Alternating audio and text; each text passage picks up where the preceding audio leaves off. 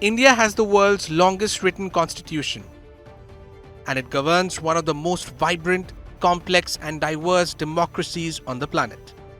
A nation where lifestyle, cuisine, customs, and languages change every few kilometers.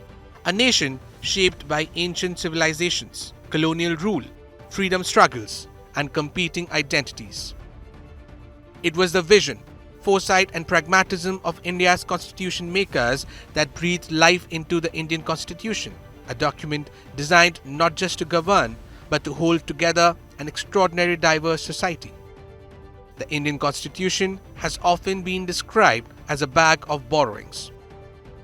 And does borrowing make it any less original or more enduring? Well, India's Constitution was not drafted overnight.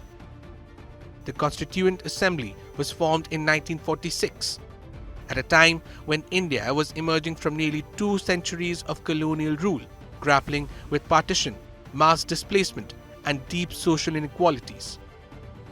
The Assembly took 2 years, 11 months, and 18 days to complete its task.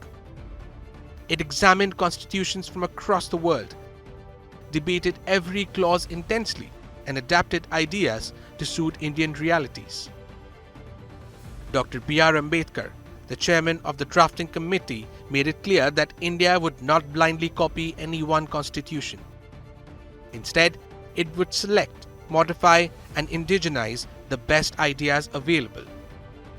That conscious process of selection is why the Constitution came to be called a bag of borrowings. Let's have a look at what the Indian Constitution borrowed from constitutions of other nations. So first up is Britain. Indian Constitution adopted several features from the British system, largely because of familiarity developed during colonial administration. India borrowed the parliamentary form of government, the concept of cabinet responsibility, rule of law, single citizenship, bicameral legislature at centre, parliamentary procedures and conventions from the British Constitution. These features ensured continuity and stability while transitioning from colonial rule to self-governance. Fundamental rights, the idea of judicial review, the independence of the judiciary, impeachment of the president, removal of Supreme Court and High Court judges, and the office of the Vice President was borrowed from the United States. However, unlike the US, India balanced individual freedoms with reasonable restrictions, recognizing the country's social and economic conditions. From the Irish Constitution, India adopted Directive Principles of state policy, the concept of nomination of members to the Rajya Sabha, and method of election of the President. These principles were designed as moral guidelines, ensuring the state works towards social and economic justice, even if they are not enforceable in court. Canada's constitution influenced India's federal structure with a strong centre, residuary powers vested in the centre, and the appointment of governors by the centre. It was crucial for a newly independent nation facing internal divisions and regional challenges. Fundamental duties, the emphasis on social, economic, and political justice were inspired from the former USSR. These ideas reflected India's commitment to collective welfare, social responsibility, and nation building. The provisions of concurrent list, freedom of trade and commerce, and the idea of joint sittings of Parliament were borrowed from Australia. These features helped manage centre-state relations in a vast federal system.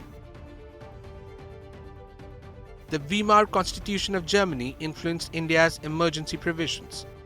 These powers were designed to protect national unity during extraordinary circumstances, though their use has also sparked intense debate. India borrowed the concept of procedure establishment by law from Japan, which forms the basis of Article 21, governing the right to life and personal liberty.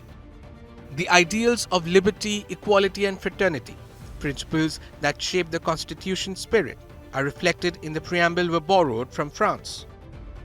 Election of members of Rajya Sabha and the procedures to amend the Constitution, allowing flexibility while preserving its core structure, was inspired from the South African Constitution.